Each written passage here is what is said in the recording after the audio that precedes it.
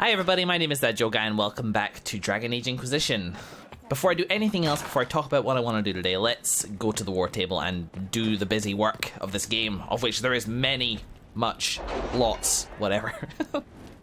Hello. Things that are going to, there's a few things I want to talk about in regards to this game and how I'm going to approach it going forward, which I know I did at the beginning of the last session, but I'll get to that. Jeez, let's just immerse ourselves in war. Oh, hi, Morgan. Forgot you were here. I always forget you're here. That's because you're not important to me, Morgan. Not like Nathan was. Nathan, who forgot about you towards the end. Let's see. Oh, though, that's new. What's my old shit? Alright, had delicate negotiations. The top team, Ferelden and Orlais, took place in Jader, and it was not easy to keep matters from spiraling out of control. King Alistair is no diplomat, after all, and had little patience for the endless fanfare. Thankfully, the Orlesians are uninterested in more war. Peace treaty. Send along a sword that once belonged to the Ferelden hero King Callan had. Oh, as thanks for the Inquisition helped create. Boom! That is a very good reward. All right, let's just send a couple people on some tasks willy-nilly here. Outfitting that. What is all this? If we are to insist on relying on mercenaries acting in our names, I would ask they represent us properly. We can't be seen to imply the poorly equipped in the Inquisition. More exactly, I cannot. I humbly request permission to outfit the crew Sutherland leads. It's been a long game. I forget exactly who Sutherland is. If I was a real Inquisitor, I'd have notes. Yep.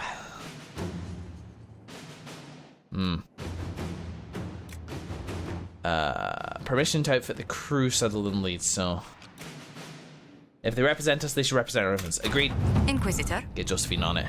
Stop the rumors from Fairford Montsimard. I have requests for information on your lineage from a few... A songstress comes with lies and thoughtless jibes, insults our name. I hated her in school, she pulled my hair. We must not let her use vulgar claims. Married then. Guys! I want to know who pines for our commander. We can use this to our advantage. I'm not bait. Harsh. Just look pretty. Okay, that actually turned out to be kind of funny. But you're never funny. You always say the same shit over and over again. Why did I talk over the one time that you guys actually have something interesting to say? Okay.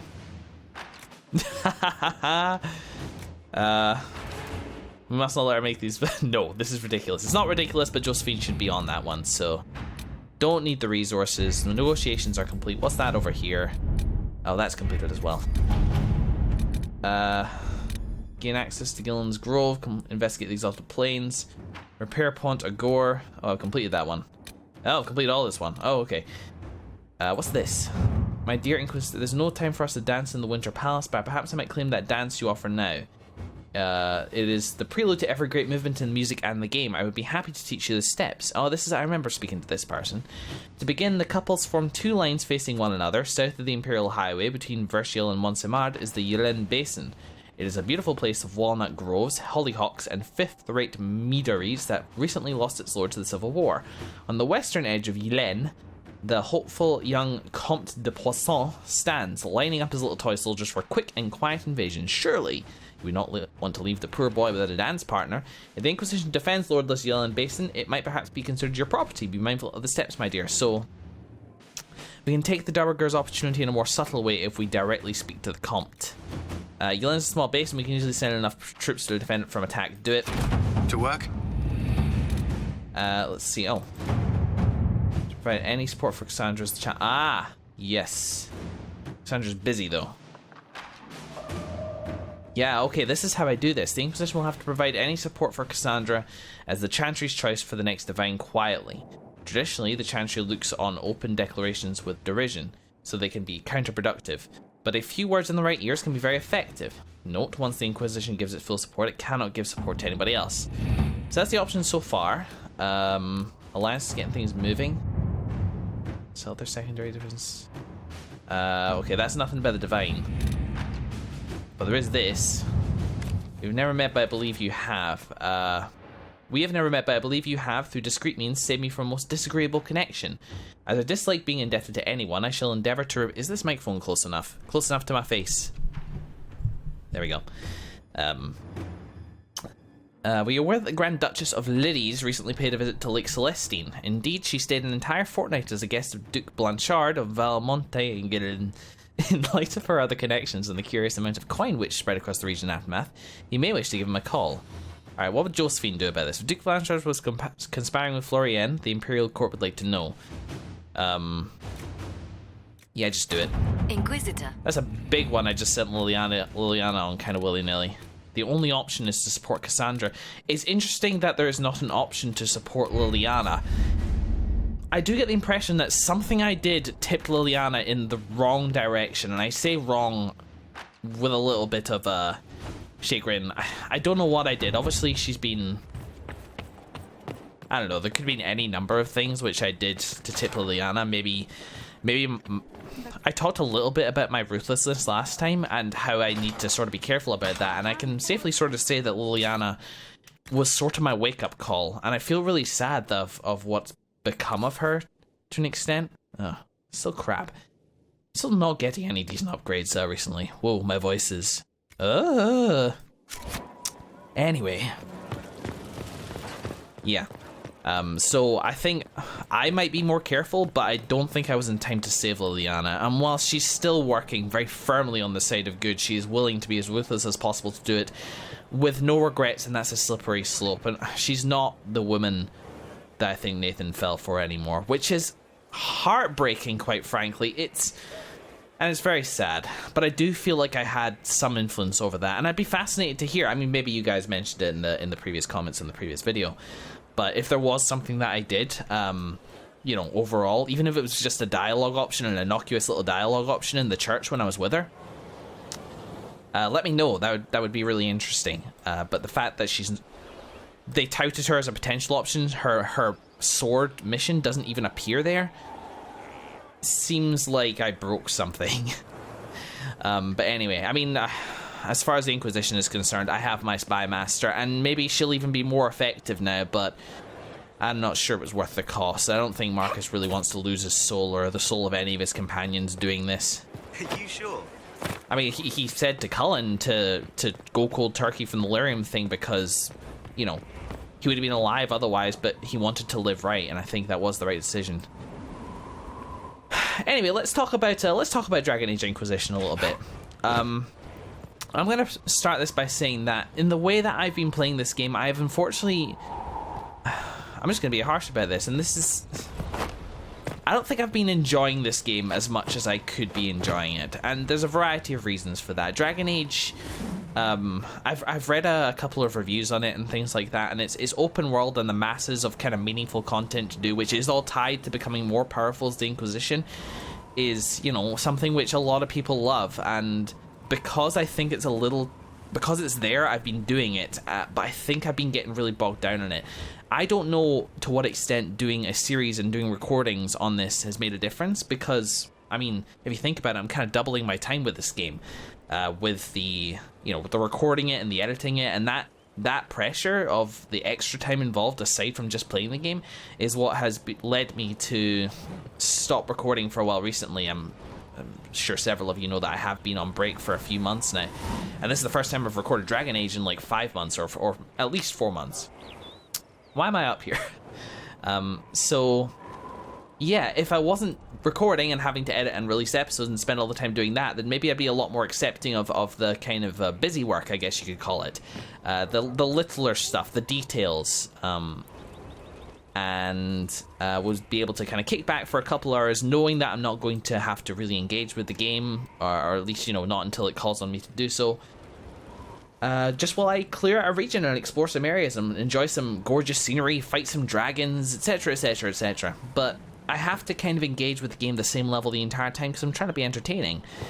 With that in mind, I think I need to adjust the way that I'm approaching this. And I sort of wish I'd been doing this in the beginning, because some commenters have said that, like, some of the side questing I've been doing has been too much, and I now agree. I now absolutely agree. Even if it is a big part of the game, I want to focus on story. That's where I think this game is kind of shining for me so far. Not necessarily with its like overall plot, interesting as it is, but its characters and kind of the way it's telling it is really kind of grabbing me when I'm not getting bogged down in the minutiae of everything. So there'll be less side quests, there'll be less war table stuff, and I'm going to try and be quite ruthless about it. I know I said that last time, but even more so, to the extent that, despite the Emprise de Leon, excuse me, being on my list to do next, I'm actually not going to bother with it. Instead...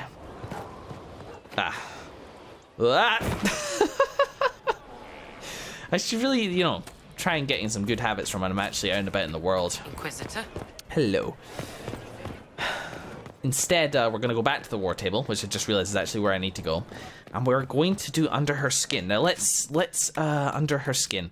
The crystals revealed something about a Shrine of Dumat. Corpheus forbid Calpurnia from entering it. Whatever he's hiding from her there must be important. Now, again, the distance between when I do the main quest stuff is really hurting me here. I feel like this series would be much better had I focused on story from the beginning and, like, maybe come back afterwards to do some of the side quest stuff, which I might well do. Excuse me. I think Calpurnia is like going to be ascended or something like that. Like, Corypheus is using her for some ritual or other, and he is wondering. She was wondering about the validity of being able to control demons at all. At least that's sort of what I remember. But I'm sure the game will correct us as we go forward with it. So, excuse me. Hiccups and coughing and burping. Any clues to his next move? Some, but not enough for us to go on just yet. I need to get you guys some walkie-talkies or like some nano machines or something like that, so you guys can communicate without talking.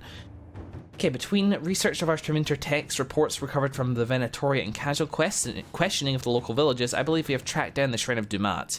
Unfortunately, Corypheus is diligent about keeping his secrets. The opening to the shrine is surrounded by traps of a design we've never seen before. There is no alternative. To breach the shrine, we'll have to trigger the traps to learn their function. We may suffer losses, but the information inside will be invaluable. I'll leave it to you to choose who to send on this mission. Fucking... Just do it. Oh, we're gonna get another loading screen for a cut. Nope. For a cutscene. That happened before and it was annoying. Inquisitor, as I hoped, our forces have managed to handle many of the traps surrounding the Shrine of Dumat. As I feared, we lost several good men and women in the process. Given their losses, I'm withdrawing our forces and placing them in covert positions in the surrounding countryside to watch out for Venatory or any additional efforts by Calpurnia to breach the shrine. I suggest you approach now and discreetly. There will be no better time. Yeah, let's do it. So, oh Jesus, Sarah. Who we want to take to the Shrine of Dumat? Let's grab Dorian, grab another mage, and take Cassandra because I don't really know how much time I'm going to be able to spend with her for much longer. And I feel like for Dumat, we'll grab ourselves a Cole too. I feel like he might have some interesting stuff to say. Okie dokie. We got another loading screen to go through, so I'm trying a new thing now where I've set up a hotkey to pause. Looks like we're coming back. That's one of the time-saving things I'm doing, is trying to cut down on my editing with this, is I'm pausing recordings during loading screens instead. But because this is basically the latter half of a loading screen, I have no idea of how close I am to actually getting it done. I don't want to clip any music or cutscene or anything. So you're stuck listening to me for a couple minutes. I mean, I could just stay in silence, but that's not what you pay no money to watch these YouTube videos for. Oh, here we go. So this is the shrine Corypheus hid from Calpurnia. There are similar places in Tevinter. Notice how you feel it in the back of your mind. There's power here. Or was. It is far, far too quiet. This is a sad place, filled with old pain. People spoke here, and something listened, until it didn't. Interesting. I mean, for a start, Dorian, you leveled. My buddy, my lad. How you doing? You got resurrection, which will be handy. I don't think I have resurrection. Oh. Fight with great power. No.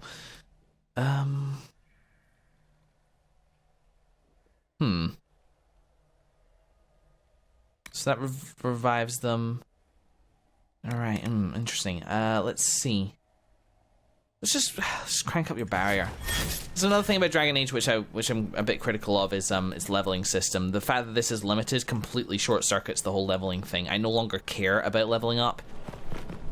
It's not exciting or interesting or gives them a chance to use new powers. I have so little like control over my guys' abilities and such little hotbar that I am. Why am I up here? That I'm just kind of disengaged from it. But you know, maybe that's just like combat overload, and maybe with less side questing and the combat being more meaningful. Whoa. I mean, same old, but still. Wait, hang on. That wasn't a riff. That was like by design.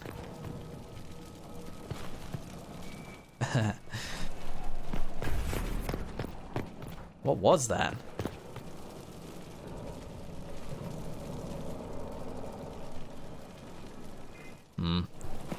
Something is here again.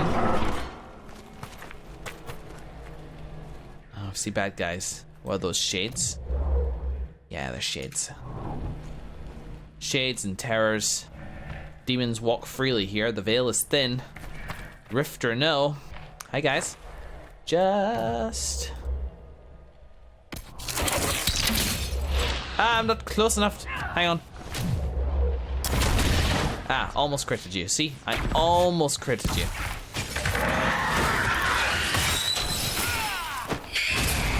Fight this guy. Oh, that's another thing I was going to do, which maybe will make the combat flow a little bit better. I was going to... Controls. Early on... Whoops. Is it key bindings? I guess so. Let's see... Oh, here's this stuff. Attack my target. No, Panta. Where the hell is the auto attack? There it is. So that's R. I can do that. Yeah, okay, so if I do this and then hit... Oh, the terror's gone. Leaving. Oh, I went right into that. Alright. It's been a little while, but I think I can take this guy down with a bit of swordplay. A little bit of swordplay, please. Okay, R that guy. And then he's just going to keep attacking, and I am kind of free to focus on the rest of the fight, as opposed to just holding down the mouse button, which I think was really... Don't get me wrong, it shouldn't be this easy to break your own combat experience, but, like, already this is kind of feeling a little more, like, engaging, and, like, I can look around and enjoy the spectacle a little bit more. My bad. I'm like, I just said that it shouldn't be that easy to break your game experience. Into perversion and ruin, awake only to discover the light of wisdom has gone black. Samson has failed, but Calpurnia stands ready. These are more memory crystals.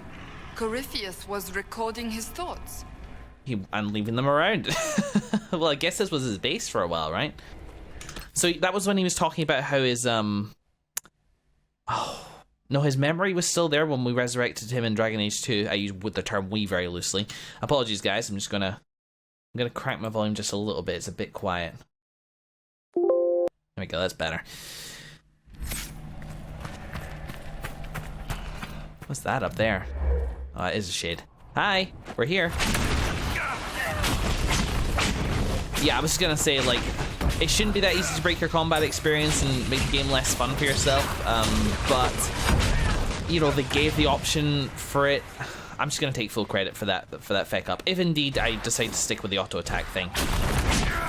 I'm already kind of liking it, though. Run, Marcus, run!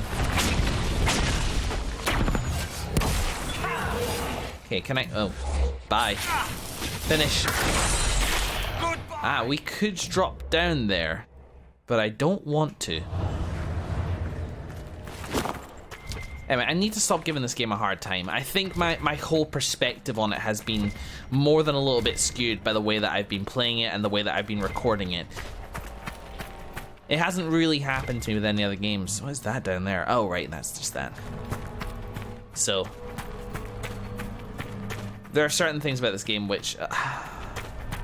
I just gotta get myself out of the hole. The game's fine. It's like most people's favorite Dragon Age, and you know, let's balance the scales a little bit. Let's spend a bit of time praising it. The world is artistically rendered and beautiful in a way which did not feel like hackneyed or ham-fisted like at all. It feels like for the first time I am in like an open Dragon Age world with a ton of stuff to do, and it is all like towards the final goal of the Inquisition. I'm sort of retracting what I said before.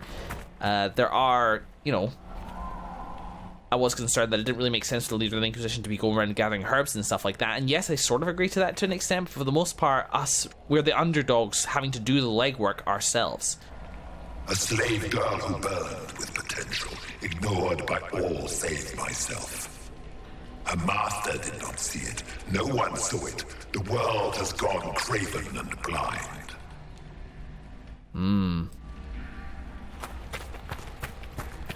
So Calpurnia, despite her thing to free the slaves, looks like she was manipulated and just serves a new master by another name who just knows how to treat a rebellious slave in a way that placates them. Also, the story from when I've been experiencing it so far has brought me to a ton of interesting locations and set pieces. It feels like I have a choice at how I approach things, that my decisions have consequences, some of which are a little obscure, some of which are very clearly laid out, which is cool, and the character interplay is very, very nice. There's some very interesting ideas for characters there. Whoa, that's a pride demon. Hi guys. Do not mind me. I'm here to clean out your ears with fire. Okay, do the thing. Keep an eye on when that goes. Oh boy. I would love an AoE. I don't have any AoEs. Dorian, what do you have? Oh, flash fire. I missed that spell. Can you mind blast demons? I mean, they just died, but I don't think that was really intended. How do I switch to my own guy again? It is F1. I hit that. My keyboard's been funny recently. Aha. Oh, did I switch that? I guess I did. I can revive folks. I'm fighting the barrier folks again, but that's alright. Okay. You're low health. We have potions for a reason, Cole. Just do your thing. Cole's always at low health and always standing still. That, I will say, is bullshit. I think it's a Trials thing, but still, they designed it. Oh, excuse me.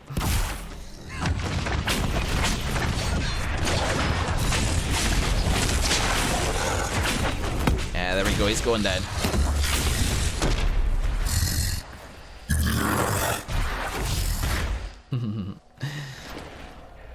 Like that little gasp, like, they're prideful, so they, like, can't believe that they've been defeated. Let's go downstairs before we press further into the temple, shall we? And there's another memory crystal here I should grab. More about Calpurnia, huh? I wonder if this is why he didn't want her in here. It's just because all his shit, all of the evidence of his manipulations of her are just lying around for everybody to see. Oh, that's fun. I meant to click on him. I've been playing XCOM. You click on characters there to entrap them. Calpurnia prepares to set foot in the place where regret dwells to bring it into the light. She cannot know what must be done, cannot understand. In time, she will forgive. Interesting. So something needs to be done, but it's not killing her. In time, she'll forgive.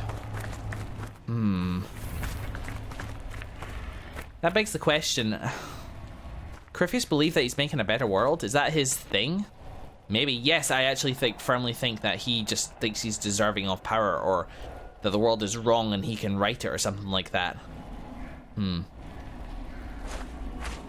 Corypheus's speech is manipulative there, but also takes into account how she would feel. He doesn't quite talk about her like a pawn, though I may be wrong about that. Did the others never return from the Black City? There is no record even of our names. We are vilified by legend. They spit on our deeds and claim we brought darkness into the world. We discovered the darkness. We claimed it as our own. Let it permeate our being. If the others have not returned, they are lost. I am alone in my glory. There is the Architect, who I firmly believe is another Magister, who originally went to the Black City. Perhaps a doubter, Who knows? I may have even come across their name. I believe I did discover an earlier... Who's there, please? Aha. My signature move? I was thinking that a way to potentially make level up a bit more interesting for myself would be to... Okay. What? Ow! God, that damn, that fucking hurts. Ah. Just fucking... Okay, here we go. Easiest way to move. I do really like this moveset, but... Nice. Okay, can I remap auto attack to my mouse keyboard thing, please? Control. This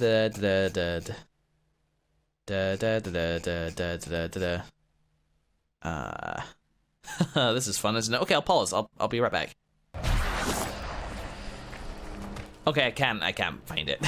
I think that this is always just bound to the relevant thing. Which is, you know, sort of makes sense from a controls perspective.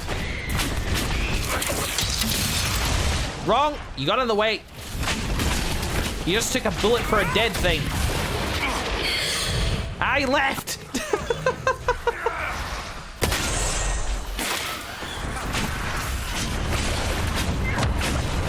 Dorian doing? Thanks, Dorian, for the barrier. Aha, gotta get a dispel on Sunny Jim Film, my lad over there. Can I... This is what tactical camera's made for, right? Oh, fucking... How do I never use this. Here we go. Aha. Did that work? Whatever, just attack him. It doesn't seem to be going down. There we go. Now he died, and I helped. I got 2 more memory shards in here, and I think that's it. I think that's all of them. Ooh, nice. Alrighty. Oh yeah. I was gonna say that a potential way to make leveling up more interesting would be to spec into different loadouts. Like, you know, like this is one loadout down here, but I could switch to another one when I want to be a bit more fiery and a bit more ranged, depending on the party I have with me. Trouble is that I think I'll always keep these 3, but the rest potentially up for debate. That could be fun, actually. How does this age stand such desolation? They sing to a maker who answers no prayers. Once I have ascended, I will be their answer. I will be their light. And there you go, his light. And doing what? Does Crypheus want to help people? Is that what he wants?